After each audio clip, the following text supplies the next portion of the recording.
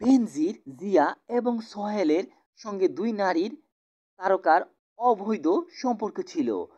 শোবিজের বিতর্কিত দুই নারী তারকাকে নিয়ে রমরমা অবসর কাটাতেন ছাত্র জনতা অভ্যুত্থানে পরাজিত কর্তৃত্ববাদী শেখ হাসিনা সরকারের হাজারো অপকর্মে তিন হোতা অপসারিত মেজর জেনারেল জিয়া, অপসারিত রিয়ার অ্যাডমিরাল সোহায়েল এবং সাবেক আইজিপি বেনজির নিজেরাই কেবল অপকর্মে লিপ্ত ছিলেন না, বরং এই তিনজনের ভোগবিলাসে নারী সরবরাহ করেও দুই হাতে প্রচুর অর্থ কামিয়েছেন এই দুই শোবিজ তারকা।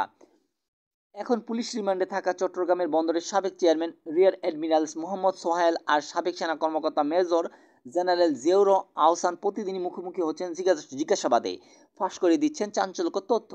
ঘৃণিত এই তিন কুচক্রীকে নিয়ে বিশেষ সংস্থার তদন্ত প্রতিবেদনে তথ্য আমাদের হাতে এসেছে। তাতে উঠে এসেছে সোহায়েলের নারী লিপ্সার তথ্য, প্রকাশ পেয়েছে তার বিভৎস বিকৃত যৌনতার ঘটনাও, প্রমাণ মিলেছে জিয়াউল হাসান ও পলাতক সাবেক আইজিপি বেনজির আহমেদের জড়িত থাকার বিষয়েও। প্রতিবেদনে বলা হয়েছে সমকামী সোহেল ও তার পিয়ন ও ব্যাটম্যানকে বাসায় রেখে নিয়মিত মেতে উঠতেন বিকৃতি যৌনাচারে। শোবিজের অনেক নারীর সঙ্গে গড়ে তোলেন অবৈধ সম্পর্ক। টিভি সিনেমা পরিচিত এক অভিনেত্রী আর বিতর্কিত এক সংবাদ পাঠিকা ছিলেন এই তিন কালপ্রিটের শয্যাসঙ্গী। তারা এক এক সময় এক একজনের বাসনা পূরণে সঙ্গী হতেন, আর তাদের বিকৃত আকাঙ্ক্ষা মেটাতে যোগান দিতেন শোবিজের আরও বিভিন্ন নারী। তাদের একজন, তিনি 4টি সিনেমার নায়িকা, কাজ করেছেন বেশ কিছু টিভি নাটকে, মাঝে মাঝে ছবি আঁকেন, কাক ভালোবাসেন, বইও লেখেন।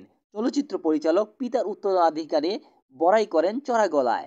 অন্যজন মিডিয়ার এক পরিচিতি মুখ, দেশের স্বনামধন্য টিভি চ্যানেলগুলোর সংবাদ উপস্থাপনার মাধ্যমে পরিচিত পেয়েছেন।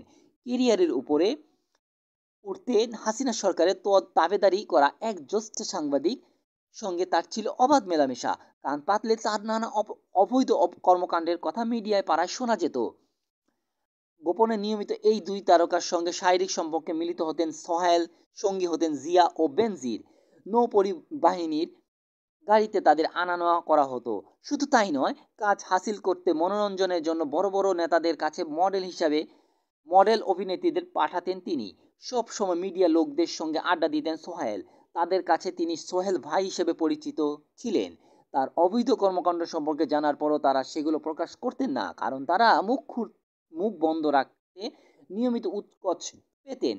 এই সব কৌশল তিনি আয়ত্ত করেন র্যাব ও নৌ সদর দপ্তরের সাবমেরিন পরিচালক হিসেবে দায়িত্ব পালনকালে। সকলকে ধন্যবাদ। আসসালামু আলাইকুম।